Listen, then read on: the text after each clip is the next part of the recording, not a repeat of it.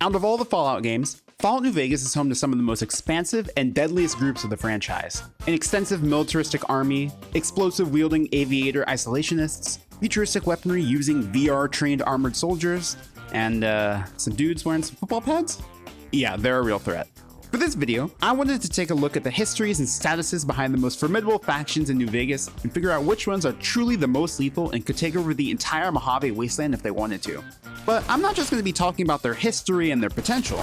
I want to talk about if they actually could conquer New Vegas in the game, analyzing their weaponry, armor, and numbers, and after discussing the backgrounds and best traits of these groups, I'm going to pit them against each other and see if I can get an idea of which are actually the strongest on the battlefield. Let's start off with one of the most renowned groups in the Fallout universe, the New California Republic, otherwise known as the NCR. The NCR is one of the largest, if not the largest, faction in New Vegas, and yet they're struggling against college football players with kitchen knives, but we'll get into that later. The New California Republic reigns supreme in terms of the quantity of soldiers, economy, and territory in New Vegas. The NCR possesses a deep ranking system akin to the real-life American Army system, with ranks starting at private all the way up to general, a trait that represents their infrastructure and the inspiration for their standards. According to my research on the wiki, reading dialogue lines in the always correct Reddit, the estimated numbers of NCR soldiers around Vegas is somewhere between 15,000 and 30,000, which is quite a lot, but the results I've seen varied. It's universally believed that the quantity of soldiers of the NCR is the highest of all the factions in New Vegas. It's well known that their massive size is their strongest attribute, a quote commented on by Arcade Gannon when roaming through Camp McCarran. You have to hand it to the NCR. Get enough hands working together and they can make or break just about anything. Their plethora of trained men and women are what's the scariest about the New California Republic. The threat that you could see waves and waves of their army approaching from the horizon would surely be the most feared aspect of their organization. This is a pretty hard trait to define in the game, but it goes without saying that even if the actual number was as low as 1,000, this could never be represented without the Fallout New Vegas engine crashing and fucking burning. But the idea that the NCR numbers are numerous is definitely a running theme, as you can't really walk 15 steps without seeing an NCR soldier, NCR encampment, or NCR-owned facility. The problem with the NCR is that for the most part, they're the definition of being an ocean wide but a pond deep, for a few reasons. For starters, they have so much land that is so difficult to hold that dedicating resources to anything is damning for any other part of their operation. And in-game, their ongoing war with the Legion drains the ability to even support their own citizens at some points. Additionally, they have not great armaments. If you're a soldier, you usually get a service rifle and like a knife. Like, bro, what am I gonna do with this? Basically, every NCR soldier that isn't a ranger or a veteran ranger is outfitted with weaponry that is inferior to most of their possible opponents. Sure, the veteran rangers can get weapons as strong as anti-material rifles, which is some of the hardest hitting of the bullet-firing guns in the game, but against explosives or energy weapons, they would get demolished. The poor equipment, combined with their drained resources, make it so that any faction with an ounce of strategic acumen could defeat the New California Republic under the right circumstances. Caesar's Legion. I think with better leadership, allies, and higher quality resources, the NCR could almost definitively become the strongest group in all of California. But their primordial planning, massive territory that is constantly being encroached upon by threats like bandits and fiends, and their frankly weak arms for most of their soldiers make it so that the NCR would be potentially fighting an uphill battle with a more equipped or more clever foe possessing similar numbers. However, if the NCR were to compile their soldiers and send droves of grunts at an enemy, there might not be much that their opponents can do. In the testing I'll do later, I'm going to be using this fact as one of their major strengths, the sheer size of their attacking force. Speaking of more clever foes, the Caesar's Legion, the biggest threat to the Mojave Wasteland, are the group that's giving the New California Republic the biggest run for their money, at the moment. The imperialistic totalitarian dictatorship led by one Edward Salo, aka Caesar, currently has everyone running around waving their arms looking like the inside of SpongeBob SquarePants' brain. This slaver society, for the most part, is largely seen as the enemy of basically all of New Vegas, and they'd be right. These people fucking suck, dude. They enslave, crucify, are horribly sexist, brutalize communities, and overall are just not good people. To put it in perspective, only one of the big powerhouse factions in New Vegas has a member amongst them with very evil karma. You guessed it, Caesar's Legion. Vulpus and Colta, the leader of the Frumentari, which are essentially Legion scouts and covert operatives, has the in-game karma of very evil, the same karma as literal cannibals and rapists. Yeah, these people suck. Unfortunately, I'm not here to talk about how shitty the Legion is. I'm here to talk about their capability of ruling the Mojave, and unfortunately, they have the potential to do so. Caesar's Legion was essentially created on a foundation of strategy and the ability to outmaneuver a foe. Edward Sallow, who now goes by Caesar after taking inspiration from the Roman leader, created the Legion by being respected by individuals who were captors of his upon saving them with art of war tactics. Following his rise to leadership, Caesar transformed the individuals once known as the Blackfoot tribe, the group who captured him, into what is now Caesar's Legion, or just the Legion, whichever you prefer. Caesar modeled their military based on old Roman mantras of divide and conquer, which led to the faction's personality today. Because of the Legion's, I guess, humble upbringing, they never really and still don't have access to some of the strongest firepower in the West Coast. Their strength lies in their brain and not their brawn. One of the game's followers, Veronica, has a simple and yet accurate line as to how the Legion's war campaign is going. Ordinary guys with knives and bullets, and they're taking over Nevada. In-game, most legionaries are seen sporting rather primitive weapons. Machetes, throwing knives, low-tier bullet-firing weapons, nothing that really is a cause for concern. Higher-ranking legionaries are a different story though. Praetorians can have really strong unarmed weapons and ballistic fists, and assassins can carry an array of strong guns. The problem is that the minority of the Legion possesses these strong weapons. In the game, the average legionary is kind of a fucking pushover. In addition to their on-average poor weaponry, the Legion's area control of New Vegas and numbers are both pretty small in my research. It's most commonly believed that the Legion's numbers are somewhere between 5,000 and 15,000, a far cry from the NCR's projected top end of 30,000 soldiers. I think if Caesar's Legion got a weaponry upgrade, had more land or more numbers before the beginning of Fallout New Vegas, we'd probably be looking at a bunch of linebackers with swords running around instead of NCR personnel. As it stands, with the right people on their side or just some actual good equipment in their hand, using Caesar and his Centurion's leadership, they could definitely take over the Mojave on account of their tactics and decision-making prowess. Thankfully, we don't live in that timeline because half of New Vegas would be enslaved and or killed, so peace remains in the kingdom for now. But for how long?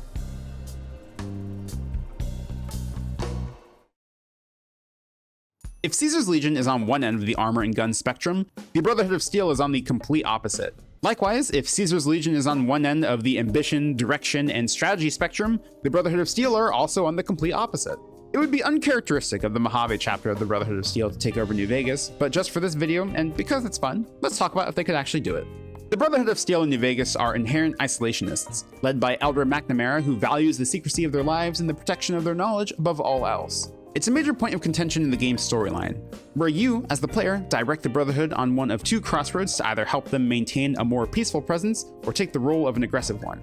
The Brotherhood of Steel Mojave chapter was created by Elder Elijah, the crazy guy who later in his life wanted to flood the wasteland with toxic gas, who deviated from the ideals of the Elder Council of the Brotherhood, thus spawned the introverted Mojave chapter. One thing is undoubtable about the Brotherhood of Steel, and that is on a per individual basis, the Mojave chapter has the strongest arms per man both in-game and in the lore. In-game especially, they're really strong. They have the highest damage reducing armor that spawns on NPCs with T51B power armor, protection that overshadows basically any other faction's armor by a canyon-wide margin. Their guns are also no joke. Specializing in energy weapons, they possess some of the strongest weapons in the entire game with tri-beam laser rifles, Gatling lasers, and Gauss rifles. All of these were mentioned in my last video where I discussed some of the strongest energy weapons. Spoilers, these were all on the list. Pitting one NCR soldier against one Brotherhood of Steel paladin would be like the saddest thing to watch ever. It would be like the epitome of the hydrogen bomb versus coughing baby meme. Something that's cool about the Brotherhood of Steel training regimen is that they actually use virtual reality in the game and lore to prepare their paladins for combat. This means that they can be way ahead of the curve in experience against enemies or have the same amount against adversaries who have spent a lot of time on the battlefield. So just because they've spent all their life in a metaphorical hole in the ground doesn't mean that they lack combat chops when push comes to shove. Now, let's assume for whatever reason that the leadership behind the Brotherhood of Steel suddenly became interested in domination of the Mojave Wasteland. Could they do it? Probably not, but they would definitely make a good effort. The problem with the Brotherhood of Steel is that they have a very small community. I mean, the entirety of their domain is the one bunker located in Hidden Valley. You can literally walk through all of it in like 2 minutes. The craziest part is that I think their numbers are like considerably accurate for how many actual Brotherhood members there are in the Mojave. By considerably accurate, I mean representing 10 to 15% of their actual population, which is much higher than anything else in New Vegas. Like NCR operations or Vegas Strip inhabitants, which is probably represented by like 1 to 5% of how many people there would actually be in a given place according to the lore. From the research I've conducted, it seems as if there's roughly 500 Brotherhood of Steel members in the Mojave Wasteland. Numbers that were gained according to Operation Sunburst, a skirmish that was had between the NCR and the Brotherhood of Steel at Helios 1, where the Brotherhood defenders were outnumbered 15 to 1 and had to eventually surrender their position. Without some help from outside sources or battlefield clearing weapons like, I don't know, a giant death laser beam from outer space, I don't think we'd be seeing the Brotherhood roaming the streets of Vegas with authority anytime soon. I don't think I'd even want that. The Brotherhood of Steel in Fallout 3 treats non-Brotherhood members like they're trash, and it honestly kind of pisses me off. In New Vegas, they're not too much different for the most part, viewing outsiders as barbarians. But hey, it'd be better than having the Legion rule the wasteland, that's for sure. On the topic of isolationist groups seeing others as barbarians, that was a pretty interesting segue, I think the most deadly clan in New Vegas is the Boomers. These xenophobic introverts, known as the Boomers of Vault 34, probably are the most lethal group in the wasteland in terms of raw firepower. It's literally joked about in the game that when they fought to establish a base of operations at what is now their home in Nellis AFB, they suffered a ratio of losses of 43.6 hostiles killed to 1 Boomer death. Which, like, what? The Boomers were forged when a group of dwellers in Vault 34 were obsessed with the Vault's weaponry and wanted to bear them freely, rebelling against those in the Vault who were against such a plan. They fought to the surface and found their new home at the previously mentioned Nellis AFB. Compared to something like the Legion, where their strength was founded on military tactics, the Boomer strength was founded on things that cause massive explosions, heavy-duty ordnance that can wipe out a platoon of soldiers in the blink of an eye. To hammer this point home, there's literally enough manpower on one farmer in Nellis AFB to wipe out probably a dozen soldiers of any faction, given that they have one of the most destructive weapons in Fallout New Vegas, the Fat Man. The second strongest weapon in the entire game, only behind this unique variant, capable of causing a miniature nuclear explosion, is just chilling on a dude raking the ground.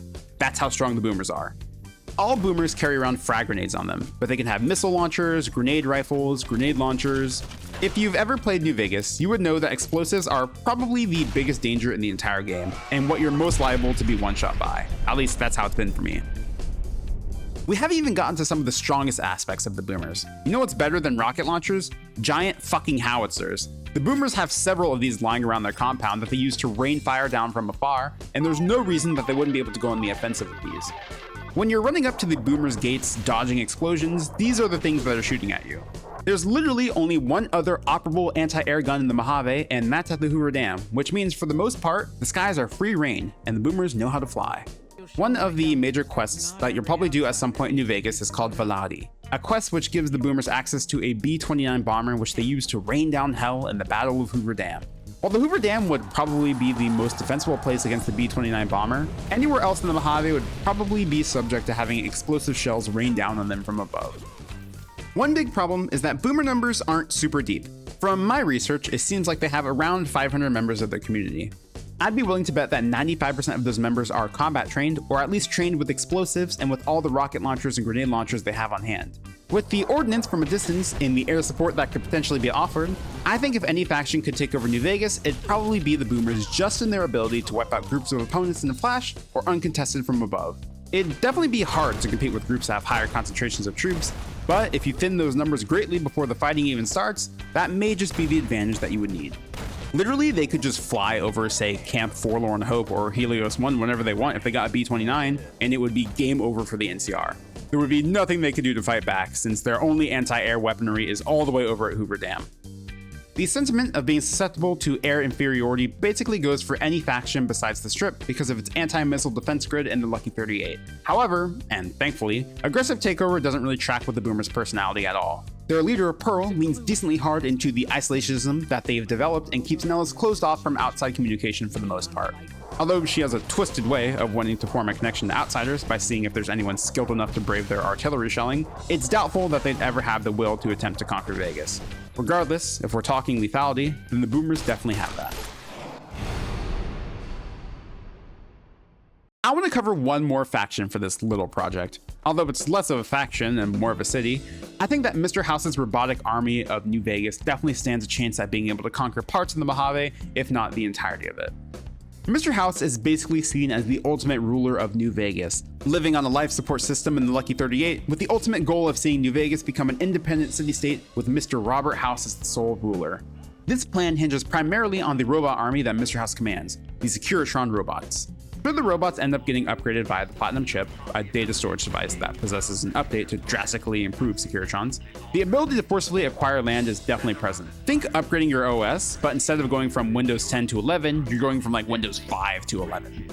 Traditionally, normal Securitrons have a 9mm submachine gun and a grenade launcher installed. but upgraded, they have a Gatling laser and a rocket launcher installed to their chassis. Two seriously strong weapons, and unlike other factions, this arsenal applies to every single unit of House's army. It's not just the high-ranking soldiers that are equipped with strong firepower. Additionally, the Securitrons come in plentiful amounts, and Mr. House is a pretty cunning dude, so I'm sure that he'd not only have the strength, but the strategy to utilize his robotic soldiers to their fullest potential.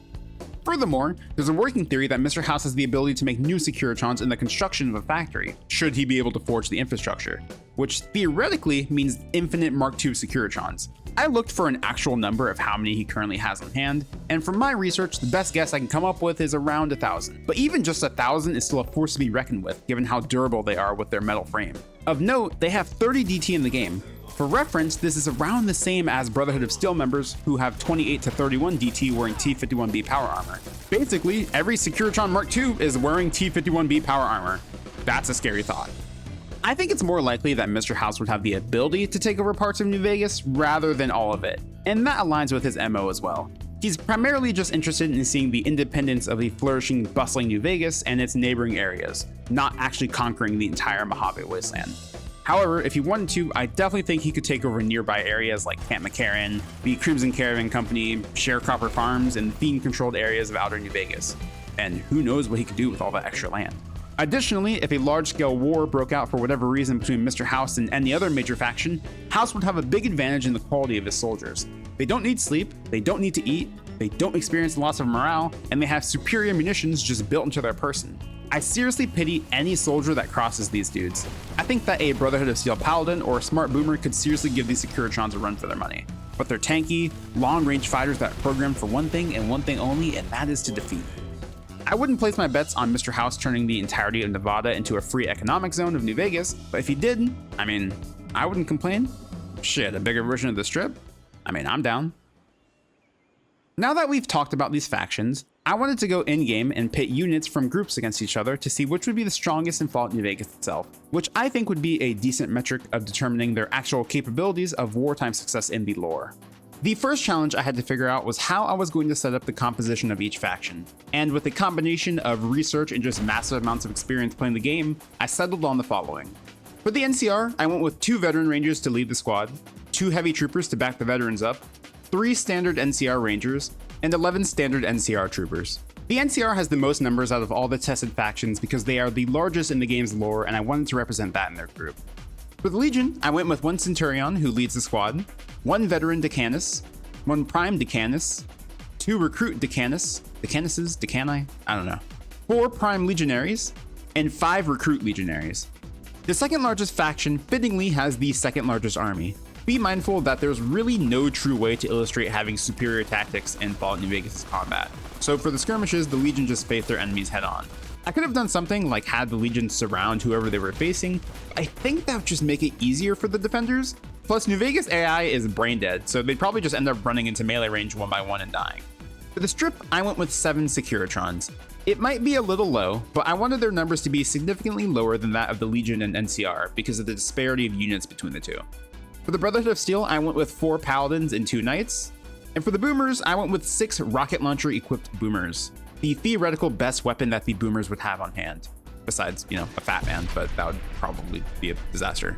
I did 3 rounds for every single matchup to get a good idea of how the fights would go down as opposed to just one fight. Also, if you think you see the recording lagging during fighting, that's definitely the case.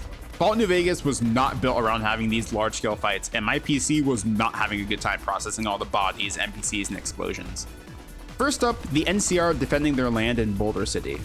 Against the Legion, the NCR reigned supreme, and it wasn't even close. NCR firepower isn't that great, but Legion firepower is just so bad that it couldn't even begin to punch through the veteran rangers or the heavy troops armor. It was not competitive, not anywhere near as close as I thought it might be. The number of units in the high tier armor were really just too much for the Legion to keep up with, leading the NCR to a clean 3-0 victory against the Legion. As soon as I saw this outcome, I kind of knew how all the other fights were going to go. The Boomers were up next, and they easily had the worst showing out of all the factions that faced the NCR. Their lack of armor and numbers really were just too much, and it was again a 3-0 victory, but even more decisive than the victory over the Legion. I tried to play the role of a B-29 bomber by using a Fat Man on the NCR before the fight broke out, but even that wasn't enough to help the Boomers. They were just outnumbered too heavily. The Strip's Securitrons were up next, and they didn't do too well either. Occasionally, their rocket launchers would pick off a stray NCR soldier, but at most it was 1 or 2 casualties. Another 3-0 for the NCR. The Brotherhood fared the best against the NCR, and you could really feel that. Because of the Brotherhood's amazing armor, the fighting went on for a long time.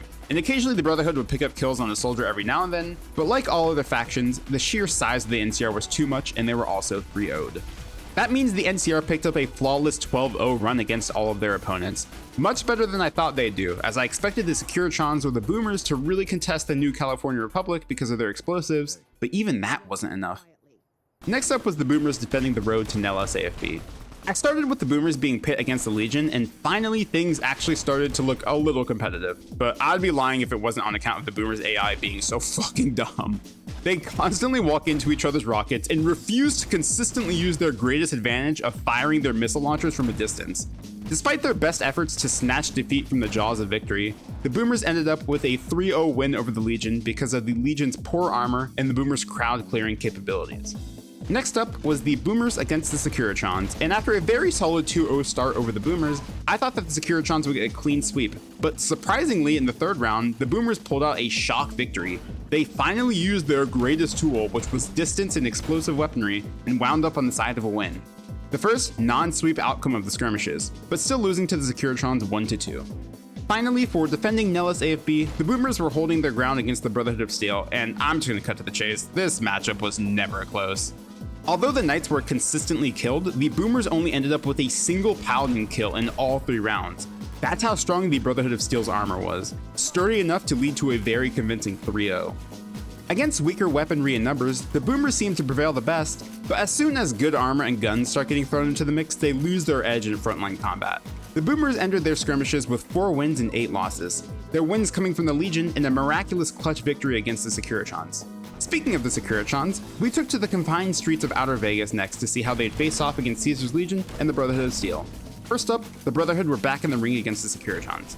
This matchup went how I expected. The Brotherhood had been very solid so far against the Boomers and the NCR, and the Securitrons not so much. So it was no surprise that once again, the Brotherhood's armor and energy weapons were too much for the Securitrons, leading to a very strong 3-0 victory without even losing a single Paladin.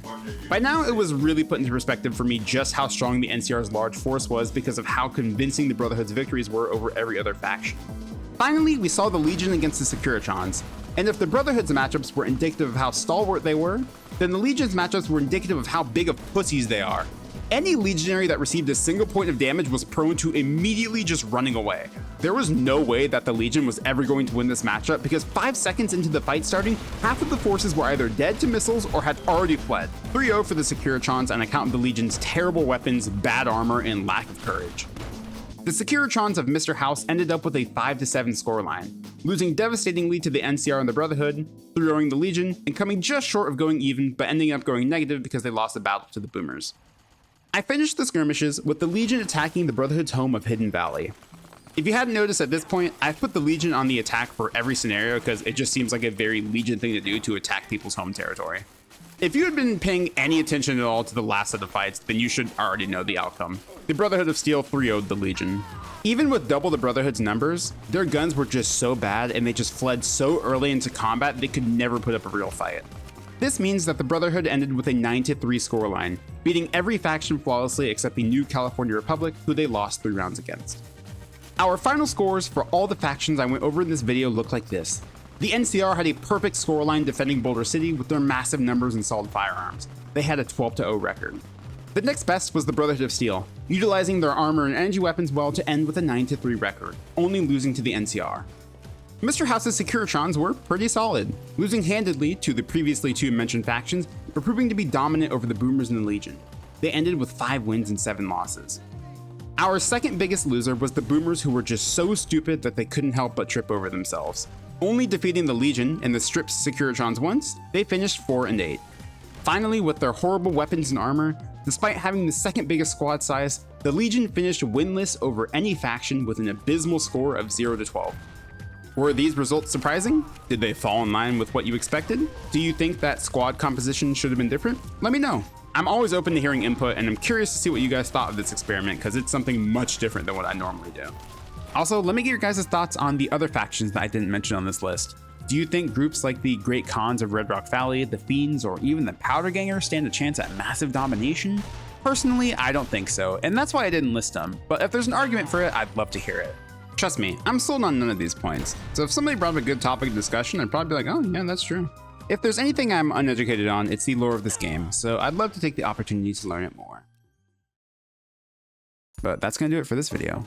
If you enjoyed, maybe you consider subscribing, and I might just dip into some other games factions. I have my eye on a particular New England-based Fallout that I might jump into. Also, check out my Twitch stream at twitch.tv/Claire_Loon_ if you just want to hang and chat about stuff. But that's gonna do it for me. See you guys next time.